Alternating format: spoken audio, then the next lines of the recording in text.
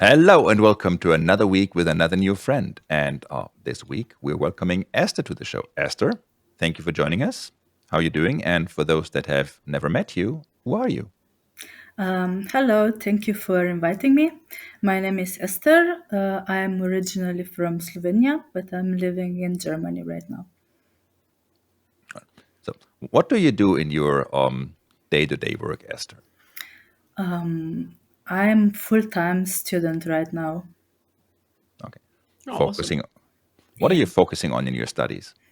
I'm studying applied artificial intelligence. So I have again something that neither Jess or I know anything about. Speaking for the both of us, as usual, That's fine. taking the liberty to. So I have an idea, but I might also get totally shocked and surprised to the answer to our next question, which is our first default question on this show. What is your favorite data thingy if you had to pick a favorite? I know that I'm not supposed to say data and I'm not supposed Exactly. to say Power BI, right? You did your homework. I did it. I did it. Someone has seen the show before. Yes, all the episodes. Bonus points. Nice. So, my favorite thing about data are machine learning algorithms. Oh, Nice. Yeah, deep. yeah, Deep. because What was that? A deep learning joke, Jess? Because if Ah. so, bonus points. because data are the ingredients of machine learning algorithms, and they are able to do magic. So, yeah, Is is that? that is that Go ahead, Jess. Sorry. I was going to say, is that the kind of thing you're doing in your studies? Is like machine learning algorithms for AI stuff? yeah, yeah, I a got you, Ben. lot. And what I find the most fascinating are this reinforcement learning things because it's amazing how something which is not human or animal can learn with reward. I mean, this was one of the reasons why I decided to study artificial intelligence because it was, wow, how is this possible? I have to find out more about that. Oh, that's super cool. It is cool, exciting, and scary at the same time, I would say. We're going to get to the scary part in a bit. Yeah. If we would even have to deepen that down, see that's a question that you didn't see coming, but still, if you had to come up with like your favorite machine learning use case that you've either come across in real life or during your studies, especially because the entire field of machine learning is so wide, and at the same time, I always feel when talking to people, or most people have no idea what all falls under that huge umbrella. So, Yeah, a lot of people think that everything that is automated is artificial intelligence, and it's so not quite so. My favorite thing is I've read recently a study about putting this marine whales, huge animals, recordings into a large language model, and the outcome was they can do vowels and they can also talk to each other, and they have a language like can be compared a bit to the human language. I mean, and it's they streamed using this large language model. They reproduced some whale speech and streamed it into the sea, and there was actually one animal reacting on it. It came near to see what's going on and then was a bit confused because there were no other whales. But the thing is, the study is still going on, and I found this really fascinating. We That's can amazing. maybe So, that's pretty learn cool. to reproduce animal language or animal speech, so and we can talk to whales now. yeah, somehow, yeah. Which is This feels also like a rude. goal in That's my life. Yeah, but also it kind of sounds like shouting squirrel, but there is no squirrel. So because you're now talking to the whale, and the whale is looking for the other whale, but there is no whale. I mean, I But mean, what if I dressed up imagine like a whale? imagine we can listen and understand what they are talking. Yeah. Maybe they are chit-chatting about us and so on. So, Like I spotted a human today. yeah, Yeah, but that, yeah. well, they wouldn't realize that because you're dressing up as the whale. So I'm wondering what they have to say about your outfit. I Like mean, this person thinks they're getting away with being a whale. We can I was see going straight through it. for all we know, whales might be like super mean and be like, "Oh, have you seen what she's wearing at that time of year and stuff?" I mean, think that through. True. It I'm gonna might have be to a work on hurtful my whale experience. fashion. There's also that. Yeah. Having Also, that said, one slight problem: I can't swim very well. So Yeah, but it's fascinating. If you just think about that, it's fascinating where we are going with new discoveries. yeah, agreed. maybe we should talk to the fine folks at Sequel Bits to just make next year's theme whales, and then everybody Oh, can dress up as a whale without actually having to swim. And I yes. mean, we've just been there, but I totally think it should be back in, Wales. Do See what I you did there? did you did you know that last year in Wales I dressed up as a narwhal I did not. because there was the vendor Dreamio was there with their narwhal costume, and on the final day I saw it unattended and I put myself in it. Okay. Public service announcement: do not leave anything unattended. Literally anything while Jess is around. Accurate. No, narwhals are like one of my favorite animals, so it was just it's a magical moment for me. How could they have known that? They know it now. I told them about it. And now you told the world. There's that. True It's stuff. very true. That getting back to that large language model, that part is really fascinating because also it is using data that one of the things I was going for with it's also scary was the bias part that we always have in training data to more or less extent. I was just wondering, where does the bias part flow in when we're having whales talking to each other in a language model? Because given at least my very limited understanding when it comes to talking to whales, at least there wouldn't be bias on purpose. Yeah, I like that. Well, me we don't know too. that, right? How did our society get biases? Maybe the whales have different biases.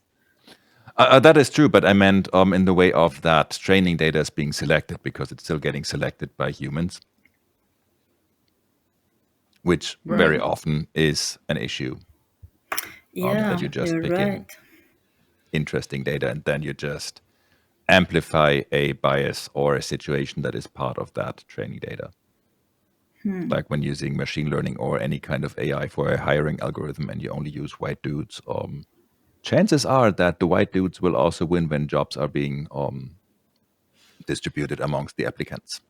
Just saying. Yeah, but Hope not. if we're capturing whale sounds, we're only going to capture extroverted whales. What about the shy whales and their opinions? That is a Or so the many ones which problems don't that I like never thought of. technology. Yeah. It's a difficult way like topic, isn't it, to get good data to train models to get good results. Yeah, It's a real definitely. problem. How can a human say which data is good, which recording is good, and which speech is interesting? How can we Right. know what whales are talking about and what topics are in trend in the whale world?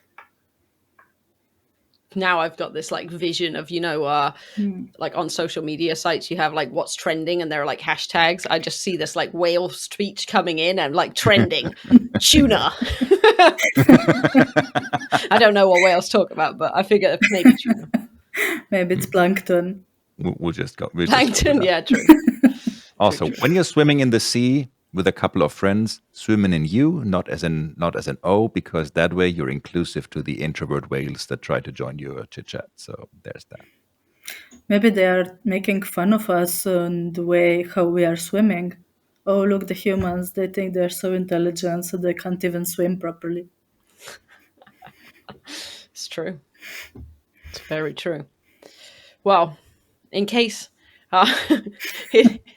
since this podcast is meant to be 15 minutes and we spent 15 minutes on shy whales and the problems there, let's move on to the Mean second whales question. that dress up as shy whales because behind their fins, they're bad mouthing us. Jerks. Yeah, very Could be. true. Could be. I mean, we can continue this if whales happen to be your favorite non-data thing, but just to give you the option, the second question is, what is your favorite non-data thing? So, my favorite non-data thing is probably what I'm doing when I'm not studying, and this is flying my drone. It's not so easy here because I live near the Frankfurt airport and there are a lot of restricted areas. And what is not restricted area because of airplanes is restricted because of naturschutz. And yeah, it's not easy, but I like it. Did we ever have a drone flyer on the pod? I don't think so. I think this is the first. Nice. Good choice of hobby. Thank you. Yeah, it's challenging. Yeah. Does your drone have like a fancy camera? Because when we're doing that reunion episode and the Finding Data Friends big band is playing, I would really like to get some nice aerial shots of that. So Yeah, it has a fancy 4K camera. And since I have excellent. a license, because in Germany you need a license to fly a drone, especially in public areas and where Well, to people be are fair, in Germany you present. need a license for basically everything. So Yeah, you need the license, you need to register, and you need an insurance. Perfect. So you're covered, ready to go. I'm covered, yeah. nice. Do you do like is photography the main reason to have the drone, or do you do other things with it? Yeah, photographing and video recording, yeah. Very cool. I just met some people this week that have. I went to a Women in Data, Women in Tech event, and there was two people there that were from a company that have drones, and they were taking one to Antarctica to do like a survey. It was like a massive drone, Wow. and I thought that was super cool. I have a small one, so I'm allowed to fly over people. And Perfect. We'll need that yeah, for the band. That's Exactly. cool. Nice. Perfect. So what would be perfect if like one of our next guests is like someone who's a professional audio recorder or producer, so we also get the audio part right, and then we will just make this huge video which will play up and down on MTV. Is MTV still a thing? I'm not sure. If not, it will be a thing again. That's what you get for not watching. I haven't watched TV, like regular TV, in like forever, so I really have no idea. I also have. If anybody knows if MTV is still a thing, leave it in the comments. Oh, where are the comments? They're usually below because the video is on top of that. Have you ever right. been to one of our videos on that YouTube page, Jess? Have you ever watched any of our episodes? Because I'm starting to question, or are we just segueing smoothly into the final question of the day? Which would be, not Jess, have you ever watched any of our episodes? Because you kind of gave that answer away. Which is extra disappointing because Esther, who is a guest on today's show, has seen every single episode. So, I mean, you might put a little she effort wins. in there. You could replace me with her, maybe. Maybe. Yeah, but then I have to re-record the intro and everything. So we'll stick with you for now, just because of budget constraints. So since you've seen all the episodes, Esther, you know you're about to get kidnapped. Yes. And you also know that Jess and I are always hungry. Yes. And since you also know that Stockholm Syndrome or whatever it is, our kidnappees always make sure that we don't end up being hungry at the end of the day. What are you making for us? Or what are you buying for us? Both is fine. Pizza. I'm making pizza. That works for me. What's on the pizza? Is there pineapple on the pizza? No. Pineapple doesn't go on the pizza. It was a test and you passed. Very good.